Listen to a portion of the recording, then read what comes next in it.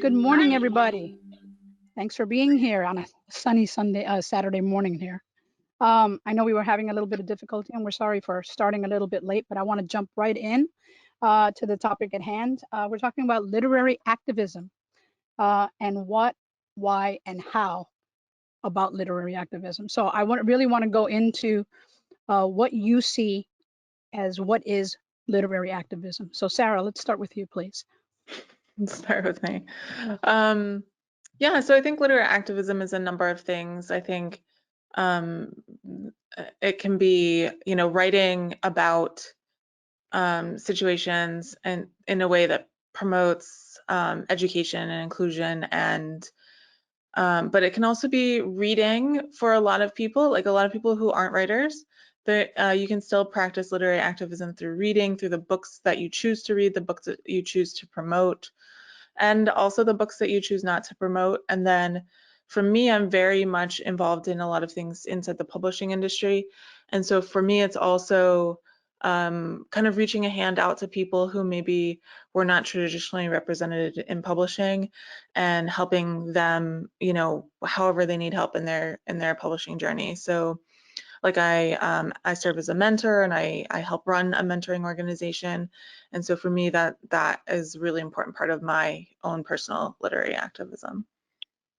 All right, wonderful. Brandon, how about for you? Yeah, I have to tack on to everything Sarah just said. It's very multifaceted. I think it's using our words because words have power, and it's to inspire, that change and promote equality or whatever type of activism that you are wanting to get out there. And I also think too, it's like Sarah said as well, amplifying voices around you too. I think, the publishing industry is so big, but also so small sometimes for those who don't have people with inside the industry. And I think using those resources to help amplify and pull enough seats up to the table. And then also that reading component too, for those who are those readers, finding those books that, feed your soul on those issues that you're passionate about or that you're wanting to learn more about, and kind of broadening your horizon on everything within the world that you may not be aware of, and sourcing out those diverse authors and writers too. And so that's what literary activism is to me. Okay, and Sohrab? Yeah, for me, I think it's mainly writing. I'm a writer more than anything else, and my writing almost automatically has to do with some issue or the other. I've been a minority, a tiny minority in India. The Parsis in India, barely a drop in the billion population over there. We're like 70,000 in India, so you grow up being the other and understanding that perspective. And then when I moved here for my higher education, I had the bad timing, or maybe good timing in the long run, to arrive here during the Iran hostage crisis. And so suddenly I was not only still a minority, but I was an oppressed minority, and people were yelling at me in the streets to go home, which gave rise to my novel, eventually Go Home. Thus, I think, subverting that xenophobic phrase, the way the Black community brilliantly subverted the N-word, So for me, it's mostly about writing, and it's not even like I try to, maybe in Go Home, but in my earlier collection, Ticket to Mentor, Stories of India and America, I was just trying to tell stories, and it didn't matter what story I was choosing to conceive and write. It always had some related issue, whether it was bullying of school kids, or domestic abuse of women in India, or classism and casteism in India. All of those, I think our lives are sort of impacted constantly by so many issues. Like right now, all our lives are impacted by the pandemic. All our lives are impacted by climate change, right? So if you do a good job of world building in your writing, those issues are going to seep into your story, and then really then the ball is in the court of publishers to make sure that those books which have taken those risks get out to the public, and then the ball is in the court of the public for the reading public to pick up on those books, as well as the escapism that they enjoy, all of that stuff. But realism is very, very important too, and fiction in particular, I feel, has in some ways given up the right to nonfiction to write about serious issues. No, why?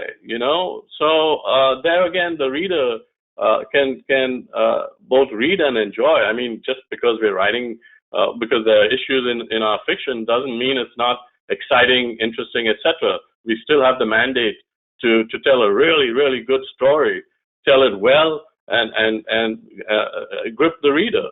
So for me, at my end, I do my part with my writing, but then so much depends on publishers and then on readers. And I think to some extent the ball gets dropped. Right, wonderful. Well, I will say that for me, I'm Latina, I'm gay, I'm married finally to my wife of 31 years now. So I have a lot of boxes to check, but that doesn't mean it's always expressed in what I write. I like to write truth. And so like you said, Sohrab, just calling exactly what it is. So like my first novel was unintentionally or intentionally, it was about a serial killer, but it was about domestic violence. And I didn't realize that it was so much about domestic violence until I started getting messages from readers who were touched by that element and the truth underlying the story. So I didn't write it that way, but I presented it that way. And it kind of clicked in my head that, we all have a message to send out, whatever it is that we want to send out. And it matters. It matters what we say. It matters how we present it.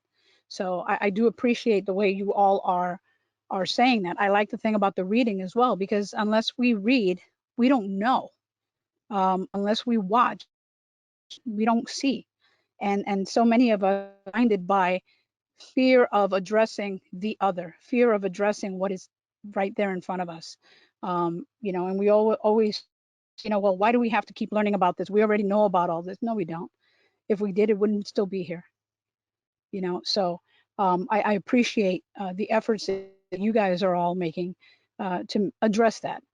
Okay, so I'm going to ask you now, why is it so necessary, especially now? We're in 2021, in the 21st century. We're so advanced, aren't we? Why is literary activism still so essential? Be it books, be it articles, be it video, blogs, podcasts, whatever it is. Why is it still so essential? I'll start with Brandon. I think that knowledge is power. And I think you said it so perfectly. Like, if we already knew all these things wouldn't be happening, right? And I think, as writers, our words hold so much weight and so much power. And I think what ends up happening sometimes is that the wheel somehow is the same wheel. Like, we all say, well, in 2021 or in 2020 or in 2019, we should be so progressive. Yet we look to our left and our right in society and we realize we've not come as far as we think we have. Yes, there's been some wins, right? I'm also gay and Black, so gay marriage was a big thing for me. Last year, the social reckoning that was Black Lives Matter was major within my own personal life, but then I have to take myself out of it and say, why is this stuff still happening? Like, why are we still having to have come out stories that still make someone that's identified who they are to now be technically a target for those who don't like them, right? Why is that still happening? And so I definitely think as a writer, it's very important to continue to put out things to help educate everyone. And I think recommending certain readings, because the more that everyone knows, the better off the world will be. And I find that sometimes you'll have people who love to learn and they want to do better and they want to know better and they want to be better, but then you have those who don't want to be better because the system that's already here works for them.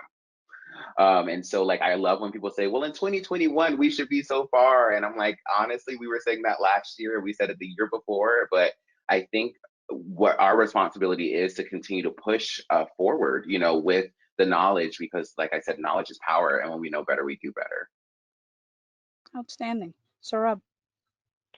Yeah, I mean, I couldn't agree more with Brandon.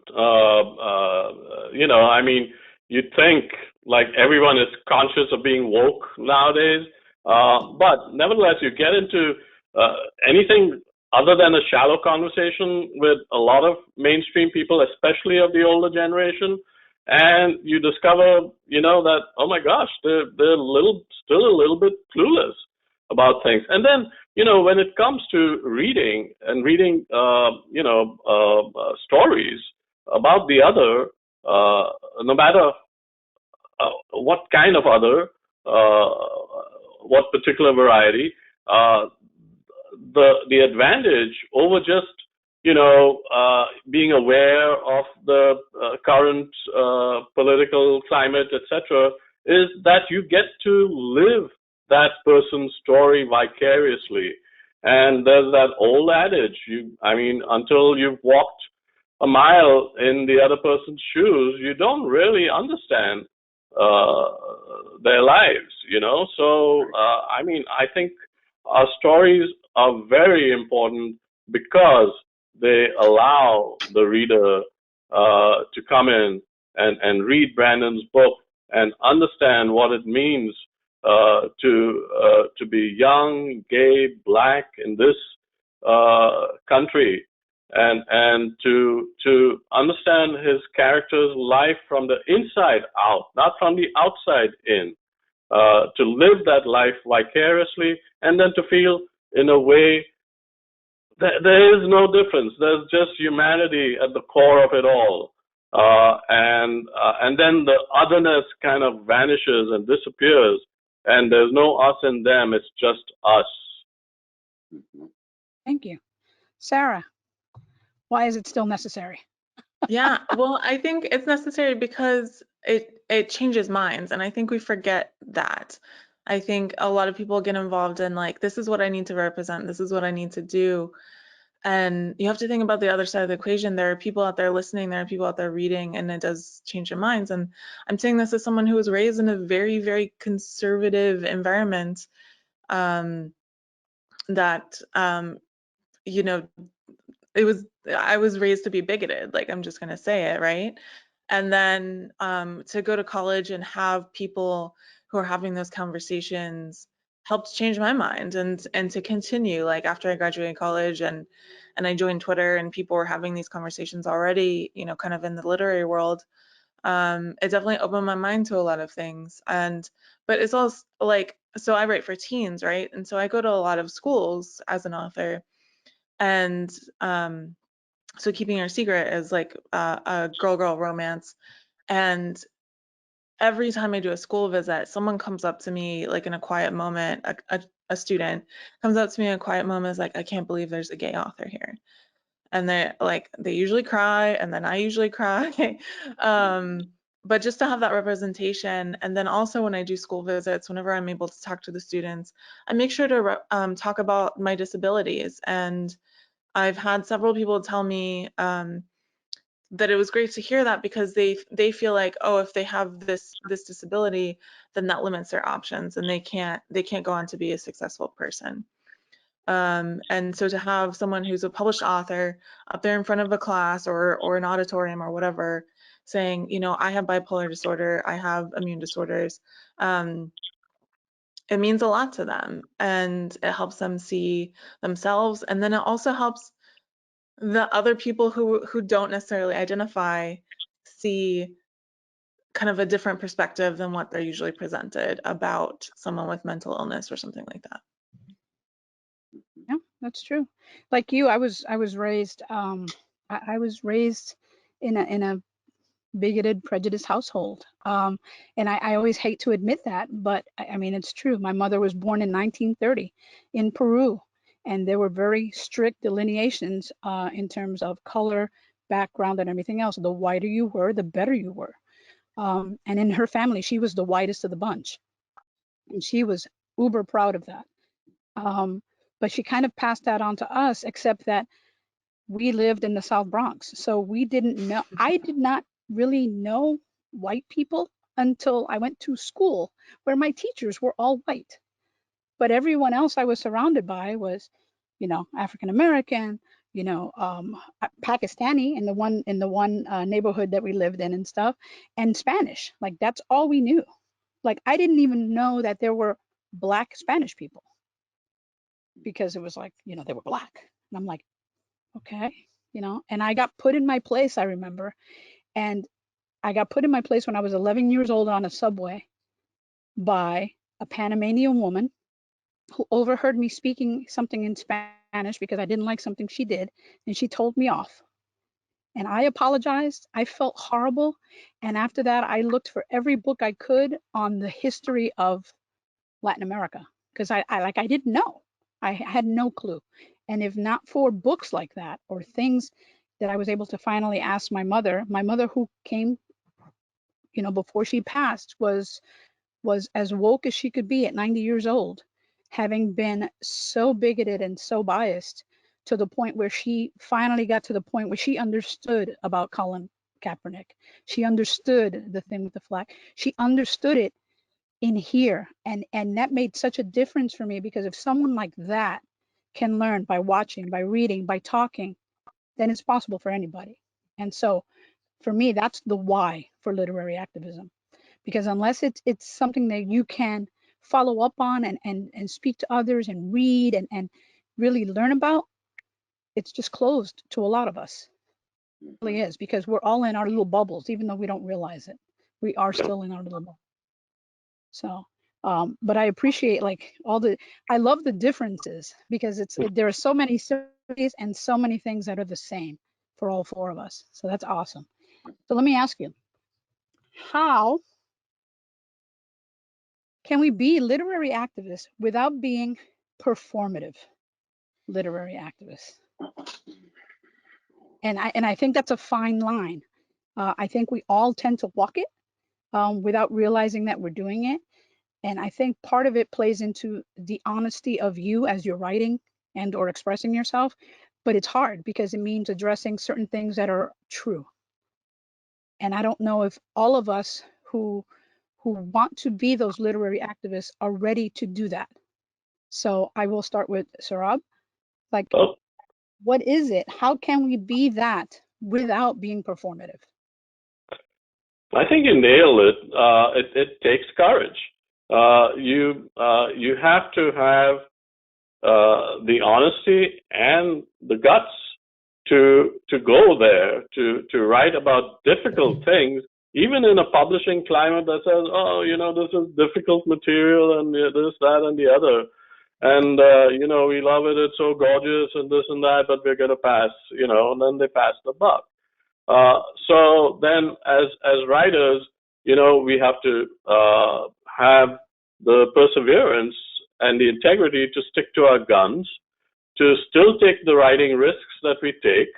And then when we write and when we draft, to go deep, to be willing to go deep and dig in there and even if it's uncomfortable. I mean, there were things when I was writing Go Home that I had to recall, and then I even revisit when I went to the setting, back to the setting of Delaware, where I had first landed here in the States at the University of Delaware as a grad student. And 20 years later, I went back, and in some ways, there was a certain level of PTSD involved in looking into these things, going to the exact settings where some terrible things had happened. I mean, they were violent times. The prejudice was not just verbal; it was physical as well. But I had to push through it all. And then when writing the novel as well, I had to, push through those feelings of discomfort and things that you normally would prefer to put out of your mind. It's behind you.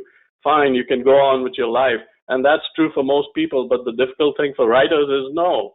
You still have to think deeply about those things, and you have to write them, and you have to write them in such a way that your reader experiences those things, right? From the inside out. That's what you want for your reader.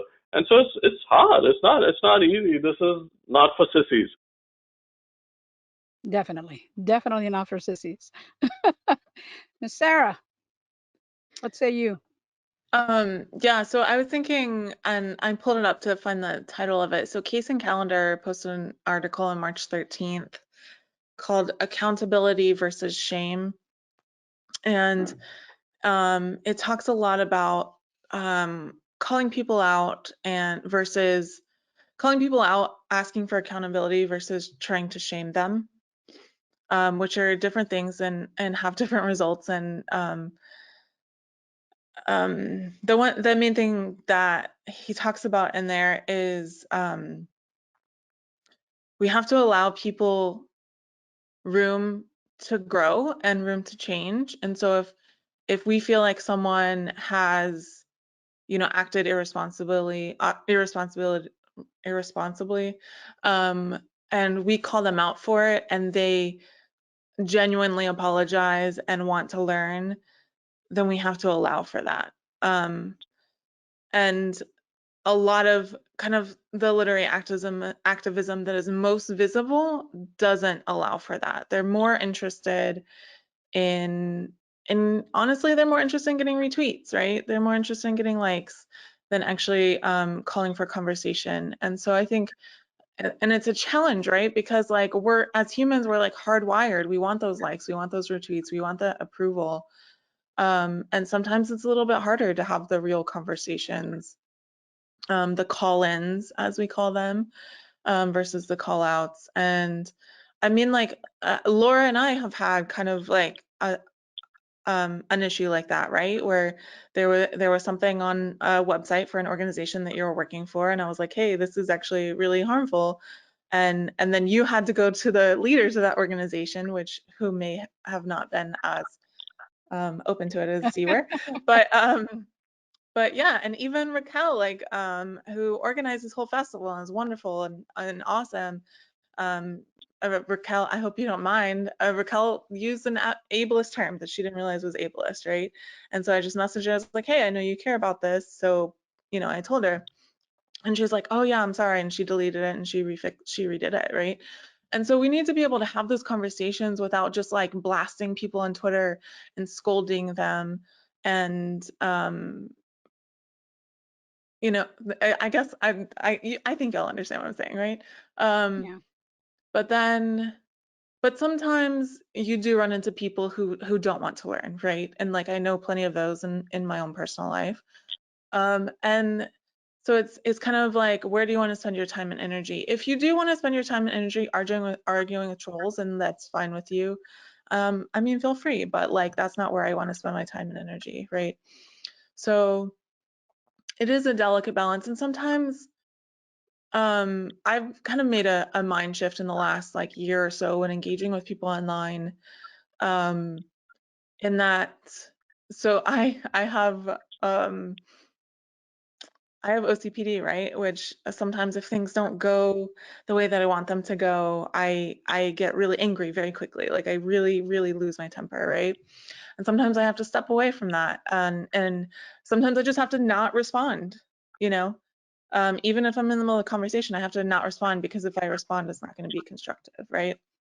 But so when people are engaged with me, especially online, and I don't know who they are, and I've never interacted with them before, and I don't know their situation, I can assume the worst of people, right? And I think we all have had that at least at some point in our life.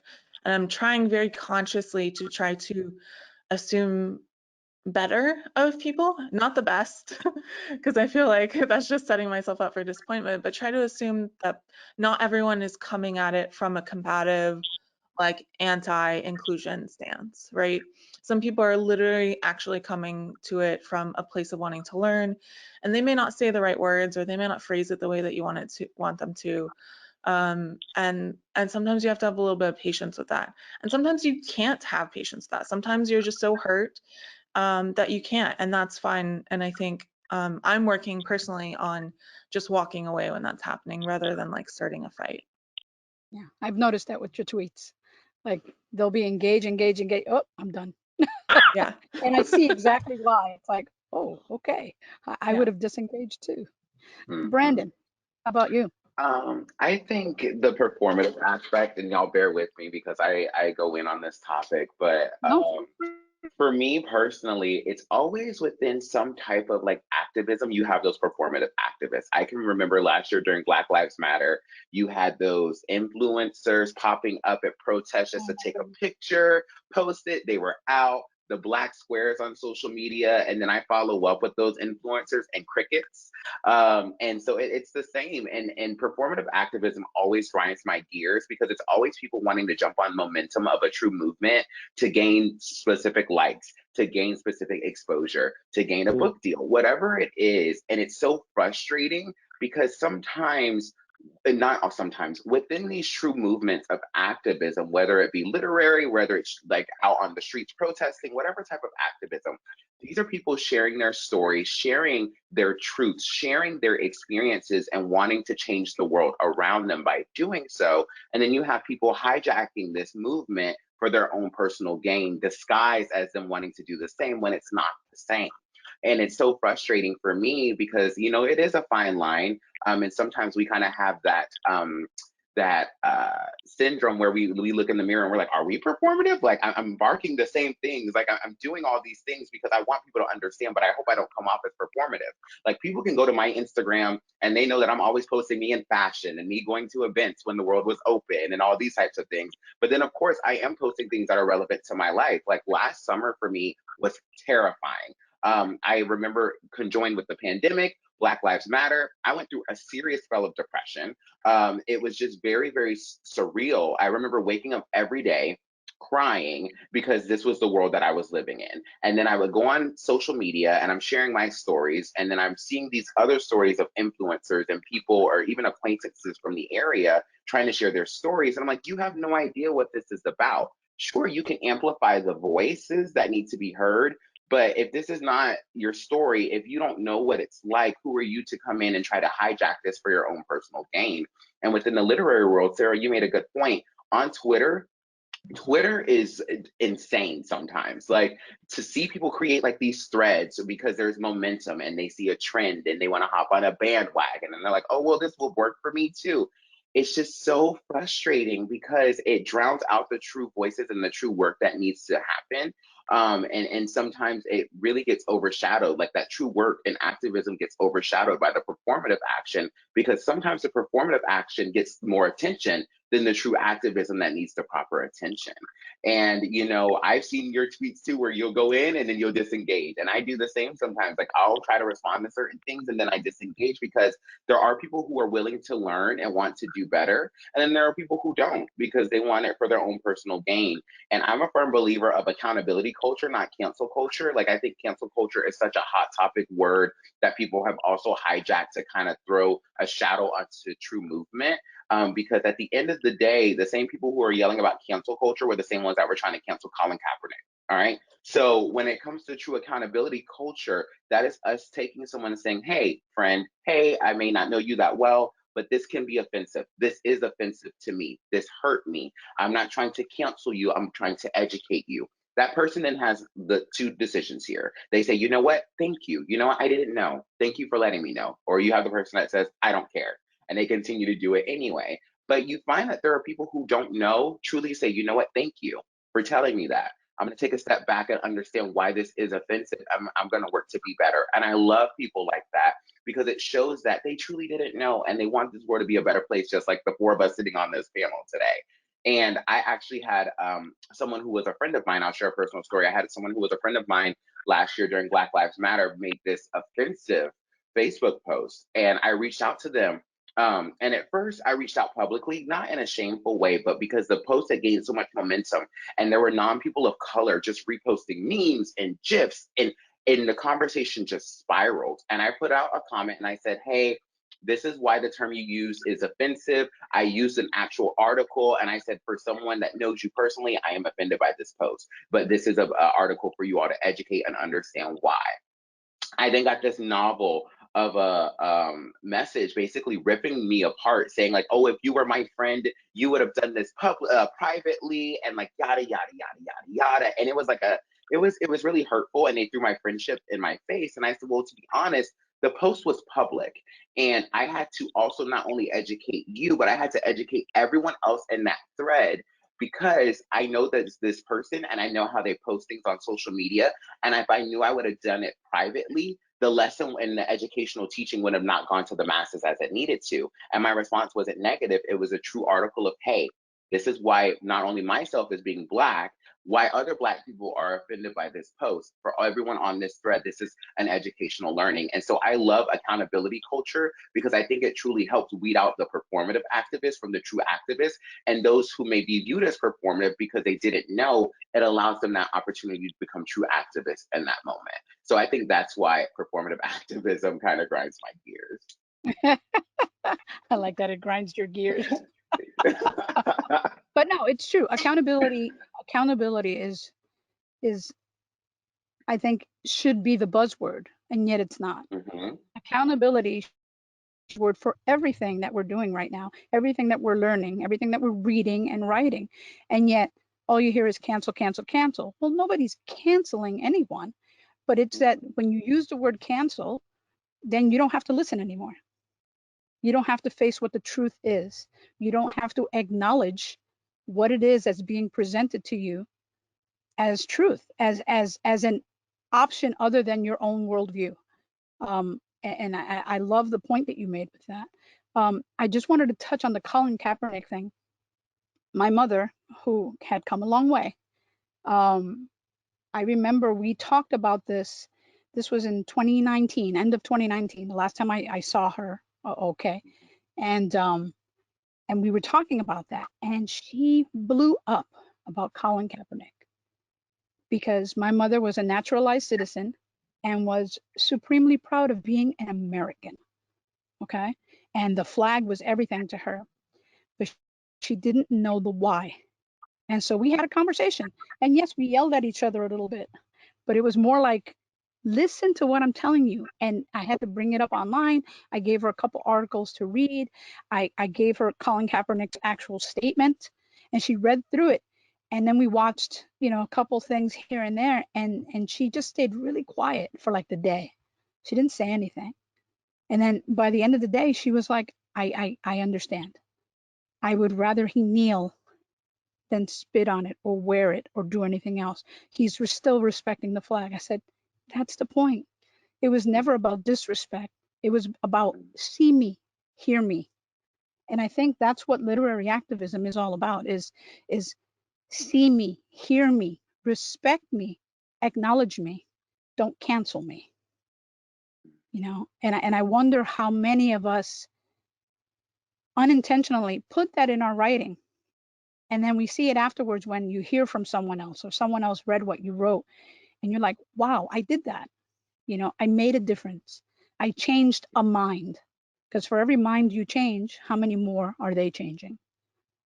And I think that's basically the truth of literary activism, without being performative. I did want 'Cause to I add think- one more thing about how, Yes, ma'am. and I think part of the how of literary activism is knowing when to not add your own voice to the conversation and boost other voices instead. And so me, obviously, in case you couldn't tell, I'm very white. I glow in the dark. So if there are any issues on race, what I'm going to do, instead of kind of like creating my own points and trying to, to start, from scratch, I have several people that I trust. I trust their voices. I trust what they're going to say. And so I'll seek them out and see, have they said anything, and boost, what they've said. And so vice versa. Like I find it extremely jarring when people who are able-bodied start talking about disability issues, and then they're like, oh, don't call them disabled, call them differently abled. I'm like, literally every disabled person you talk to will say, no, don't do that, And yeah, so I think it's also important to know when to shut your own mouth and boost other people instead. Definitely. Thank you all so much. Ms. Raquel, you're back. Hey, Do you have any questions? that was such a great conversation. I absolutely loved it, and I cannot thank each of you enough, for being here with us. And it is absolutely okay to share that story, Sarah, because I share it actually frequently. Yes, you guys shared it. About it. Yeah, and I now, that word makes me cringe. And even when I'm editing at the magazine, like I edit for 2 magazines, but I'm editing sometimes and I see it and I'm like, no. I've had to actually, like, I've had authors actually remove it before, so I really appreciate that. Because you don't have to educate me, so I appreciate you taking the time to message me and let me know about it. So I love being educated, so feel free to always put me in my place. Yes, when we know better, we do better. yeah, That's it. Yeah. That's it. It's the only way we learn. so true. we actually, sorry, we have to wrap up, but just really quick, could you guys just give a little brief, like, where can people find you? Because I know we didn't get to do the intro, so just a quick, like, where can people find you if they want to, talk to you or follow you and read your stories and books and such? Sure.